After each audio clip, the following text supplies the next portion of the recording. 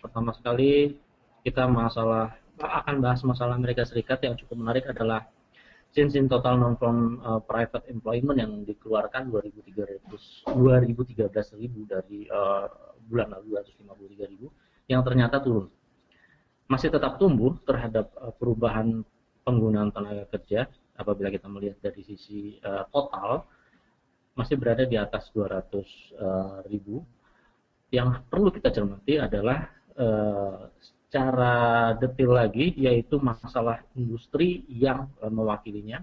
Kita lihat laporan yang sangat banyak di sini atau laporan yang menonjol untuk penggunaan tenaga kerja yang dihitung ternyata dari sisi transportation, utilities, dan trade.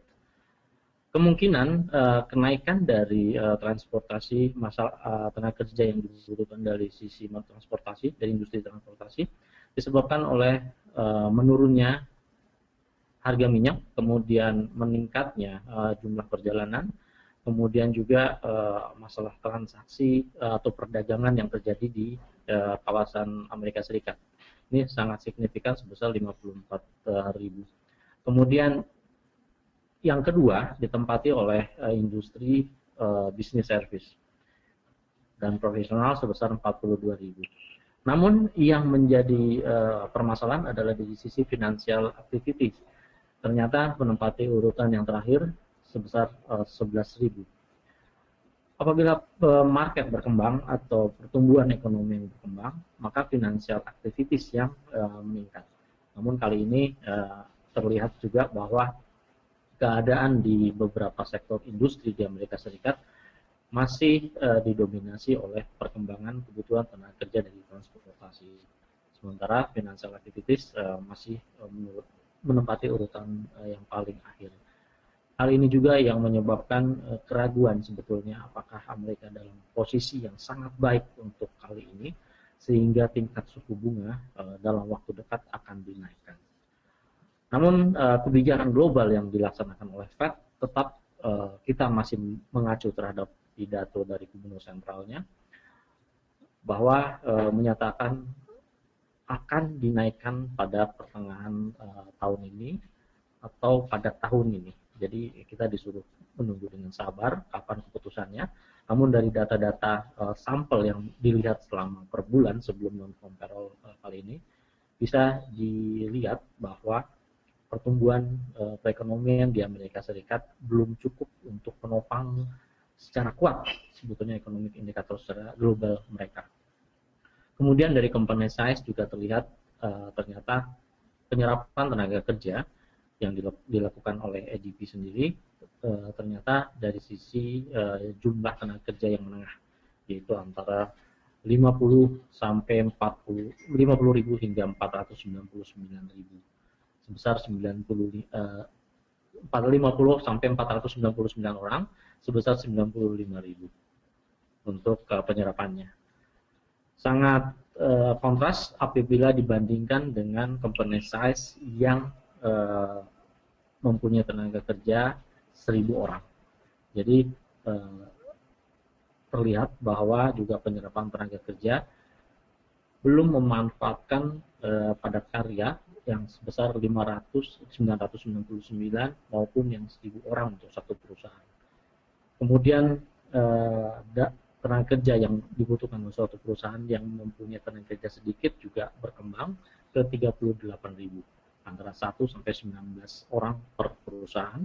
Kemudian antara 20 sampai 49 orang per perusahaan juga naik sebesar 40.000. Nah, saya kira perbandingan antara selected industry maupun company size yang diumumkan tadi malam dari ADP sendiri memberikan gambaran kepada kita bahwa penyerapan tenaga kerja belum maksimal. Dalam arti kata, data non-farm payroll yang akan keluar terlihat bagus, tetapi belum menyerap tenaga kerja secara massal atau banyak, sehingga kita perkirakan juga data non-farm payroll akan data keluar, kemudian juga faktor-faktor untuk sub tenaga kerja yang diumumkan juga tidak jauh berbeda dengan keluarnya data-data yang tadi malam keluar, yaitu mengenai masalah industri maupun jumlah tenaga kerja dalam suatu perusahaan.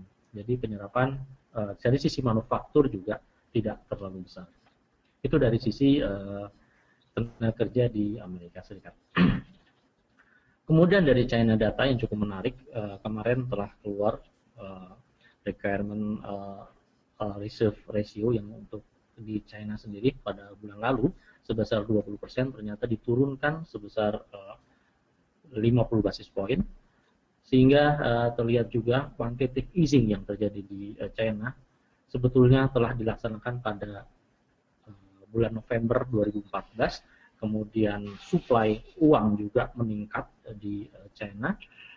Kemudian juga tadi malam keluar pengumuman mengenai masalah itu, pelonggaran terhadap moneter mereka, sehingga dipacu untuk menggelontorkan kredit lebih banyak, money supply meningkat. Namun hal ini sebetulnya merupakan ancaman tersendiri dalam bubble-nya ekonomi di China. Sebabkan jumlah pengembalian utang yang terjadi juga belum cukup maksimal. Mengapa China bertindak seperti itu? Saya kira apabila kita melihat dari sisi inflasi, mereka melihatnya cukup bagus. Karena per bulan diumumkan inflasi meningkat menjadi 0,3%, sebelumnya 0,2%, kemudian dari sisi tahunan juga meningkat ke 1,5%. Jadi dari sisi inflasi cukup bagus. Maka dari itu ketiga kebijakan yang dilaksanakan oleh China, yaitu mempertahankan atau meningkatkan inflasi telah terjadi meskipun belum mencapai target. Kemudian pemotongan tingkat suku bunga ke 5,6% pada bulan November 2014. Kemudian tadi malam juga mengurangi persyaratan minimal modal yang dilaksanakan dari sisi finansial mereka. Kemudian efeknya seperti apa? Terlihat juga dari SBC China Output PMI, meskipun dari sisi service mengalami penurunan, namun masih berada di atas dari tingkat angka indeks, yaitu 50. Kemudian tren yang terjadi mengalami penurunan untuk service.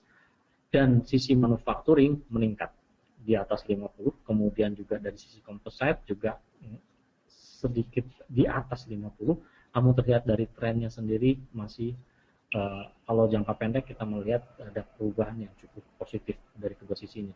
Namun jangka panjang 2011 hingga 2014 masih merupakan ancaman terhadap pertumbuhan China. Kemudian kita tahu mereka kemarin mengumumkan growth-nya juga 7,3 untuk kuartal, untuk tahunan 7,4%. Kemudian untuk forecast ke depan juga cukup pesimis untuk meningkatkan di atas 7,5%. Sehingga terjadi juga usaha-usaha untuk mempertahankan dari pertumbuhan mereka, kemudian dari sisi ekonomi mereka. Kemudian ini dia berita yang keluar tadi malam bahwa reserve requirement ratio untuk China diturunkan. Kemudian kita melihat dari sisi hot money flow at China sendiri terlihat sangat jelas bahwa hot money yang terjadi negatif di sana, dalam arti kata dana yang terjadi di Amerika Serikat banyak yang keluar, dana sementara atau untuk kebutuhan inflasi juga keluar disebabkan Amerika Serikat dalam waktu dekat akan menaikkan tingkat suku bunga, sehingga kebanyakan para pelaku usaha lebih condong melihat amannya dana yang disimpan di negara-negara tertentu. Kemudian kita melihat di sini change of forex reserve juga menurun ke angka minus 100 angka indeks. Kemudian yang menariknya lagi adalah FDI yang meningkat di China. Di sini melihat investasi langsung yang terjadi di China sendiri meningkat, mengarah ke angka 200 angka indeks. Trade balance juga meningkat, sehingga pada awal tahun 2015 ini cukup optimis untuk melangkah ke pada akhir tahun 2016, akhir tahun 2015 nanti. Nah, ini laporan terhadap China. Di sisi lain, apa sih yang berhubungan dengan China? Kemarin juga kita melihat bahwa Australia menurunkan tingkat suku bunga, Kemudian juga dari sisi ekspor impor dari Australia sangat tergantung sekali dengan China, dibuktikan dengan chart yang terlihat pada layar monitor bahwa GDP China menurun, kemudian pendapatan atau kekuatan dari Australia juga menurun.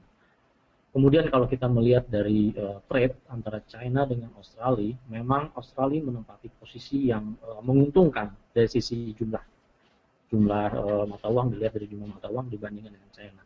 Tetapi kita ingat juga bahwa Australia mengekspor bahan baku, sementara China mengekspor ke beberapa negara adalah barang jadi. Jadi value added yang terjadi di antara kedua negara ini lebih banyak dari China. Kemudian juga tujuan ekspor dari China sendiri kebanyakan juga ke wilayah Asia selain ke Eropa. Kemudian pemasok bahan baku adalah memang dari Australia, kebanyakan dari bahan-bahan tambang di Australia, terutama biji besi untuk di China. Kemudian kalau kita bandingkan antara China dengan Australia juga terlihat dari ekspor untuk yang utama sekali Australia terlihat juga di sini 32% dari keseluruhan ekspor lebih banyak ke China dibandingkan ke Jepang. Karena Jepang menempati posisi kedua dari tujuan ekspor, terdata di sini pada akhir tahun kemarin, Jepang menempati posisi sekitar 18%. Kemudian selanjutnya kita melihat Korea tetap di Asia, ternyata pasar untuk Australia sekitar 7%. Kemudian selanjutnya ditempati oleh Amerika Serikat maupun wilayah India. Jadi kepentingan yang sangat besar Australia ternyata tetap pada pasar Asia, yaitu China, Jepang, dan Korea. Kemudian yang lainnya, kemarin Bu Desi sudah membicarakan masalah cut untuk budget biaya modal untuk perusahaan-perusahaan minyak di Amerika Serikat, perusahaan besar. Saya sekarang akan tampilkan perbandingan dari beberapa perusahaan minyak besar di Amerika Serikat. BP menempati mengambil keputusan setelah dua perusahaan minyak sebelumnya, yaitu Shell maupun Exxon yang telah duluan meng-cut untuk anggaran untuk eksplorasi mereka. BP 20 billion atau sebesar 20% untuk keseluruhan biaya yang terjadi. Kemudian kita melihat Chevron sudah juga mengurangi anggaran, namun masih berada di atas British Petroleum, yaitu 35.000 billion. Kemudian hal ini juga yang menggerus pendapatan dari beberapa perusahaan-perusahaan eksplorasi minyak atau perusahaan minyak yang terjadi di Amerika Serikat, dibaca dari sisi finansial mereka. Terlihat dari sisi BP PLC yang terbaca di sini sangat menurun sebesar sekitar kisaran 600 million dari sebelumnya sekitar 1,9 million. Kemudian net income growth juga negatif karena laporan kuartal yang terbaca di sini minus 65,82%. Kemudian juga sales revenue growth juga minus 9,74%. Kemudian yang terbaca di sini earning before interest, tax, depreciation dan amortization juga tidak mengalami pertumbuhan yang cukup berarti, hanya sebesar 4,75 billion. Sebelah kanan Chevron juga negatif, net income growth juga negatif, minus 29,59%. Kemudian sales revenue growth juga negatif, sebesar minus 18,83%. Kemudian nanti kita melihat sebetulnya performa yang terjadi di British Petroleum maupun Chevron maupun Exxon yang terjadi saat ini setelah BP meng-cut anggaran untuk eksplorasi, ternyata saham yang terjadi di beberapa perusahaan termasuk di BP cukup positif, sehingga hal ini juga merupakan kesempatan bagi kita untuk pengambilan posisi jangka pendek. Kemudian kita nanti melihat keadaan yang terjadi di minyak sekarang seperti apa. Begitu Bu Sundari.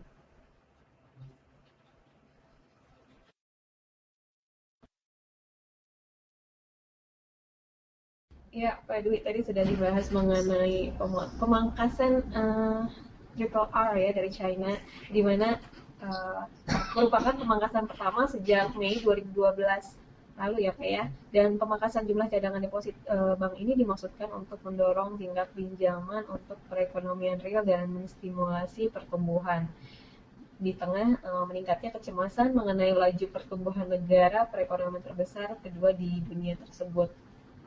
Tadi juga dibahas mengenai oil ya Pak ya, di mana untuk minyak tadi malam terlihat mengalami penguatan setelah data crude oil inventories-nya naik begitu. Mungkin nanti bisa dilihat langsung ke teknikalnya ya. Silakan Pak Dwi.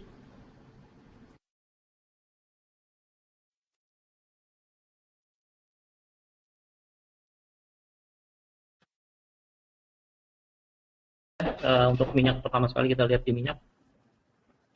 Melihat di minyak, setelah naik cukup tajam pada tanggal 28 Januari hingga 4 Februari, minyak membuat support yang cukup jelas di 44,18. Beberapa kali wilayah ini tersentuh, kemudian up lagi untuk chart 4 jam, kemudian terjadi penurunan tadi malam.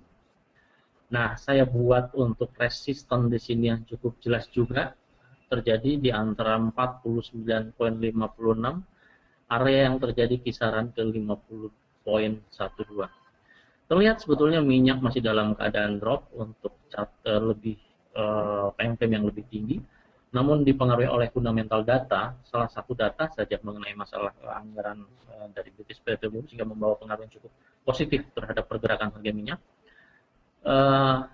meningkat hingga maksimal ke $54 per barrel. Kemudian dia turun kembali memasuki wilayah resistance yang telah terbentuk, sehingga saat ini saya masih menganggap bahwa minyak masih dalam keadaan drop. Kemudian kita melihat dari monthly sendiri, kita melihat juga masih berada di kisaran dari support yang terbentuk. Ya, support yang terbentuk kisaran 47,48 hingga 49 dengan level saat ini. Candlestick juga masih memperlihatkan pelemahan yang terjadi di minyak. Waktu berjalan selama sebulan terlihat juga awal bulan ini terlihat dari sisi head yang dibentuk oleh candlestick yang di sini, head yang terbentuk juga masih berada di bawah 50% pada penutupan sementara untuk hari ini. Apabila dia turun secara monthly di kisaran 45,60-an, kemungkinan minyak masih akan terus turun ke kisaran $33 per barrel. Strategi yang dilaksanakan oleh minyak ini untuk transaksi di minyak, kita bisa melihat bahwa endurance dari margin yang kita punya juga harus tetap diperhatikan. Kemudian kekuatan dana di sini memegang peranan penting untuk mengantisipasi fluktuasi yang terjadi di minyak apabila kita mengambil posisi sell minyak saat ini. Kemudian kita melihat dari sisi stok yang tadi telah saya bicarakan, oil stock. Nah, ini dia. Pertama kali kita melihat dari Chevron, BP dulu. Karena BP kemarin mengeluarkan statement untuk mengurangi anggaran biaya eksplorasi, ternyata membawa pengaruh yang cukup positif di saham dia, sehingga terbreakout di 40,43 hingga maksimal yang terjadi di 41,25. Sementara pola pattern yang terjadi di sini, kalau kita melihat dari pola pattern sendiri, kita memanfaatkan breakout yang terjadi di angka keseimbangan atas, yaitu 39,39, dan ini keseimbangan kedua 40,44, hingga selanjutnya target ke kisaran harga tertinggi yang terjadi pada tanggal 2 Desember, yaitu kisaran 41,8 positif. Kemudian dari Exxon juga kita melihat di sini masih ada resisten yang berlanjut di 92,92 pelembar saham di Exxon. Kemudian lanjutan sangat menarik di angka harga tertinggi pada tanggal 23 Desember 2014, yaitu di 95,13 dolar per saham, pelembar saham. Chevron kita lihat juga hampir sama dengan British Petroleum. Respon terhadap breakout terjadi hingga saat ini di 109,39, hingga ke 110,30 yang belum tercapai. Jadi kesempatan untuk transaksi di saham untuk safety kita, baik Chevron, Exxon, British Petroleum maupun di yang lainnya, saya kira masih terbuka luas dengan memperhatikan kekuatan dana atau margin yang ada pada setiap akun para nasabah. Dikarenakan fluktuasi saya perkirakan masih cukup kencang di stok ini. Namun apabila kita melihat dari sisi transaksi di minyak, masih ada kesempatan pengambilan posisi buy di bawah, yaitu di angka yang terendah tadi yang saya sebutkan, kisaran 47,42. Kemudian juga kita bisa melaksanakan posisi hedging antara crude oil dengan safe di perusahaan-perusahaan minyak di Amerika Serikat. Jadi strategi tersebut bisa ditanyakan ke bagian riset edukasi setiap cabang untuk melaksanakan strategi tersebut yang saya kira cukup bagus untuk dilaksanakan. Kemudian dari sisi forex major atau dari sisi forex secara keseluruhan terlihat dolar kemarin mengalami penurunan. Dari sisi candle untuk hari ini terlihat ke 94,28 setelah menyentuh performa yang cukup bagus tadi pagi pada jam kedua di 94,59. Kita melihat untuk jangka panjang masih terlihat juga masih dalam trend up, ya. Masih trend up di atas support yang terjadi masih jauh. Kemudian kita melihat jangka pendek juga terlihat masih cukup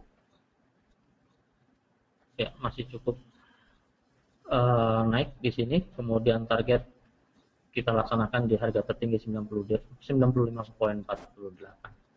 Kemudian euro, nah ini euro cukup menarik dilihat kemarin setelah naik merespon dari stimulus yang dilaksanakan, kemudian dia turun kembali pada saat ini.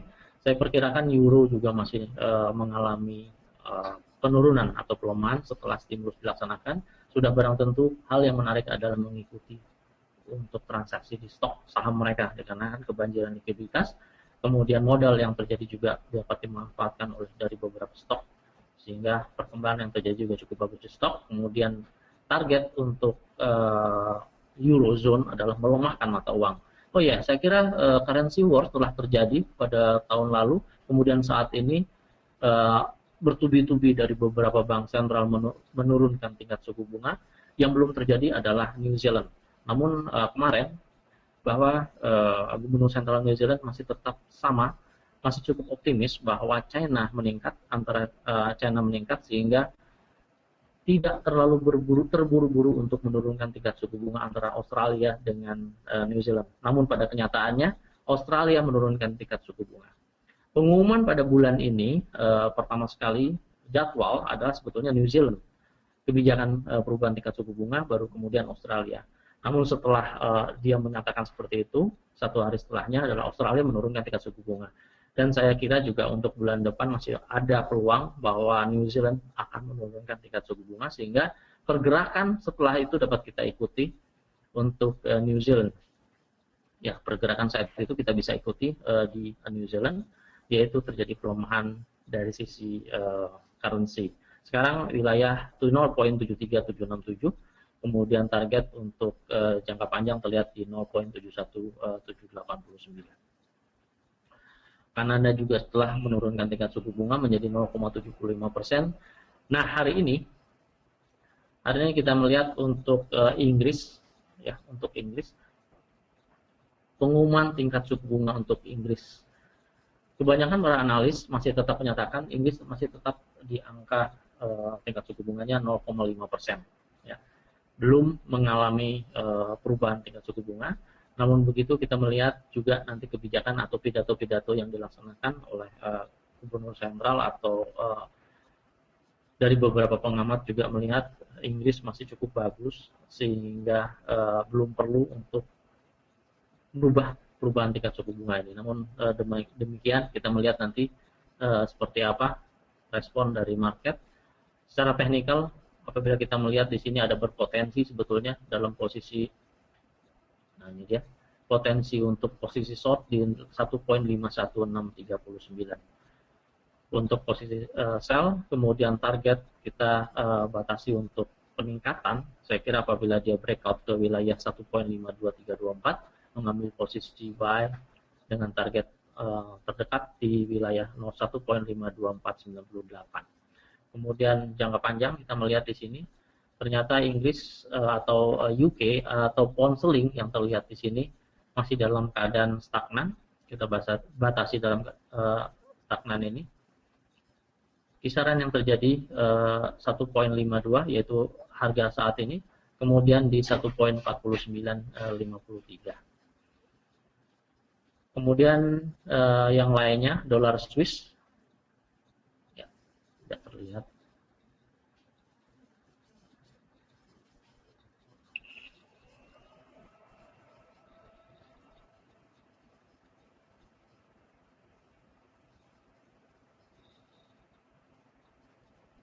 Nah, ini dia, dolar Swiss masih mempertahankan pergerakan di 0.92304.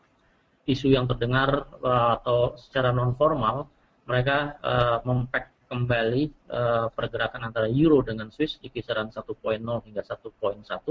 Kemudian saat ini dolar Swiss ternyata terpengaruh dengan data stagnannya atau data stabilnya mata uang dolar Swiss di 0.93 hingga ke 0.90 juga.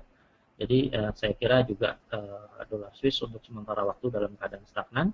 Posisi stagnan ini bisa diambil kesempatan bagi kita untuk transaksi TikTok atau Shopee dengan target profit yang kecil, kemudian dibatasi stop loss yang terbaca dengan jelas di 0.93 apabila mengambil posisi sell, kemudian apabila mengambil posisi buy di kisaran 0.90. Demikian usun dari beberapa ulasan mengenai beberapa instrumen investasi yang kita punya.